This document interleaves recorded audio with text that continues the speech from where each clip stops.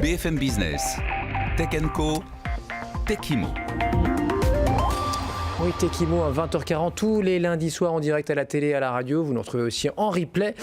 Et donc cette PropTech qu'on vous présente ce soir et qu'on vous propose, c'est Smart Hub avec donc son cofondateur et président Godefroy Jordan. Godefroy, bonsoir. Bonsoir. Smart Hub, donc une sorte de hub de la maison connectée, puisque c'est une solution que vous proposez, solution donc de logement connecté. Je crois intégré dès le départ, c'est ça, donc dans le neuf essentiellement? C'est ça. On propose aux promoteurs immobiliers de nativement équiper leurs appartements d'une solution de Smart Apartment, qui est la version Smart Home pour l'appartement, c'est-à-dire un logement qui est équipé d'objets connectés nativement, qui vont permettre de le piloter, c'est-à-dire piloter le chauffage, piloter l'éclairage, piloter les volets, tout ça avec une application mobile et qui va être disponible en service au moment où le résident met les clés dans l'appartement. Nativement, donc oui, il n'y a pas le truc de tiens, je suis chez Castorama, Leroy Merlin, on propose telle ampoule connectée, telle solution, etc. où on se dit déjà, est-ce que ça va être compatible avec mon matériel? Et deux, est-ce que je vais réussir in fine à l'installer et voilà, en profiter tous les jours. Là, c'est déjà, je rentre dans l'appartement, ça fonctionne, quoi. En fait, vous avez évoqué des produits des magasins. Aujourd'hui, c'est vrai que les produits, des objets connectés pour la maison, c'est une catégorie qui se développe fortement. Mais aujourd'hui, un résident, quelqu'un qui habite un appartement, va avoir du mal à ouvrir son tableau électrique ou démonter les pots et des boîtiers électriques pour mettre des objets connectés. Nous, notre rôle, c'est de venir équiper ce qui est nativement mis dans l'appartement, donc un moteur de volet roulant, un interrupteur, un compteur, ces choses-là, vous ne pouvez pas le faire vous-même. Un peu comme le détecteur de pression de vos pneus dans votre voiture, vous ne savez pas où il est, mais vous avez cet indicateur, il a été monté sur la chaîne. C'est soit dangereux, donc déconseillé, soit même on prend le risque de dérégler. De dérégler, c'est ça. Vous prenez un moteur de volet électrique, vaut mieux pas trop trafiquer. Donc il y a cette notion que vous avez dit de venir équiper des équipements qu'on ne va pas pouvoir toucher soi-même en tant qu'un particulier lambda qui n'est pas un super bricoleur. Ouais. Et puis la deuxième, c'est aussi que dans le commerce, on a tendance à vendre un objet avec une application. Et donc on se retrouve parfois avec 3, 4, 5, 6 applications. Nous, l'idée, c'est de dire comment on fait une plateforme inclusive qui va permettre, avec une seule application, de piloter tous ces équipements. Et demain, d'étendre mon système, parce que la difficulté de la rencontre entre l'immobilier et la tech, les fameuses PropTech, c'est que l'immobilier est construit pour 50 ou 100 ans, et nous, dans la tech, on fait des produits qui ont une durée de vie de 18 à 24 mois. Et donc, il faut tenir la promesse de dire, on met un système dans l'appartement, dans l'immeuble, qui sera encore valable dans 5 ans, dans 10 ans. Et comment on fait ça?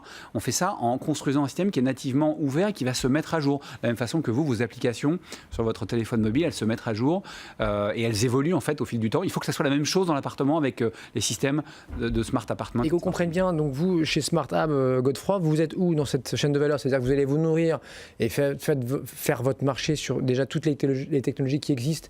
Et puis c'est un peu le maître d'orchestre en lien avec votre intermédiaire qui est le promoteur. Vous avez aussi nous, on est effectivement on est un intégrateur à valeur ajoutée. Ouais. Sur la partie hardware, on n'a pas d'usine, on ne va pas se substituer aux millions d'unités produites tous les jours en Europe et en Asie. Donc là, notre rôle, c'est d'identifier les meilleurs produits et de faire une sélection de produits ouverts, résilients, pour les mettre dans les appartements et les revendre au meilleur prix dans notre offre. Et les Français sont bien placés ou pas aujourd'hui? Ça, on va y revenir après. Ouais. Et la deuxième chose, c'est nous, derrière, de développer une plateforme logicielle, puisque finalement, à la fin, c'est du logiciel. Et donc, une plateforme logicielle qui va être capable de faire des calculs, qui va être capable de mesurer la température de votre appartement et changer le chauffage. Et puis derrière, et puis après, le troisième volet, c'est de faire des applications. Donc aujourd'hui, on a une application mobile, mais on a aussi des commandes vocales, Amazon, Google, on a des interactions avec les thermostats. L'idée, c'est d'être le plus ubiquitaire, comme je dis, c'est-à-dire qu'il faut que le résident puisse passer sans s'en rendre compte d'un interrupteur, donc d'une interface physique, à une interface numérique, mais celle qu'il préfère. Donc pour répondre à votre deuxième question, aujourd'hui, il y a de nombreuses usines qui fabriquent des objets connectés en Europe. On a la chance d'avoir des géants en France de l'appareillage, des grandes marques. Elles se sont mises au connecté, même à travers des rachats, comme vous avez Le Grand, évidemment. Voilà, vous avez évoqué ici. Le Grand qui a racheté Netatmo. Voilà, c'est ça. Donc aujourd'hui, ce sont des très bons produits. Thermostat, mais en fait, ces industriels partent de leur gamme existante pour les connecter. Nous, on fait plutôt le pari de travailler avec des entreprises, plutôt des PME installées en Europe, dans d'autres pays, qui ne font que des objets connectés pour le bâtiment. C'est-à-dire que 100% de leur production, c'est des objets connectés pour le bâtiment.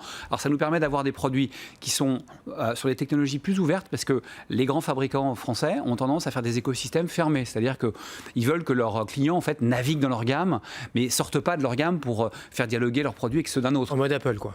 En mode Apple, voilà. Nous, on est plutôt en train de chercher des produits en mode culture Android, c'est-à-dire qui se parlent tous et qui sont ouverts. Bon, vous l'avez dit, donc vos interlocuteurs et vos clients, ce sont les promoteurs. Ils anticipent nos demandes, ils savent déjà ce qu'on veut, ou ils y vont à tâtons et puis ils disent tiens, on va vous commander ça et puis on va voir si ça mord derrière. Un de nos rôles, c'est justement de les aider à définir leur cahier des charges, parce que c'est vrai que leur culture, c'est d'être des maîtres d'ouvrage et donc c'est d'être capable de faire une programmation immobilière de façon extrêmement précise. Mais travailler sur ces nouveaux usages numériques, c'est pas forcément évident pour eux, c'est nouveau. Donc il y a un dialogue qui s'opère.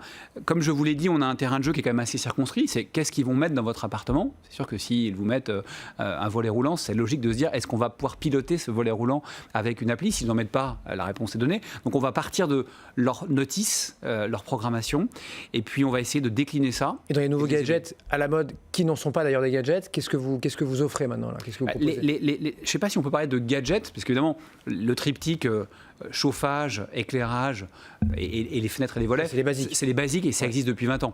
Ce qui est en train de changer, c'est le fait qu'il y a de plus en plus de compteurs connectés. On commence à avoir des compteurs d'ailleurs des grands opérateurs.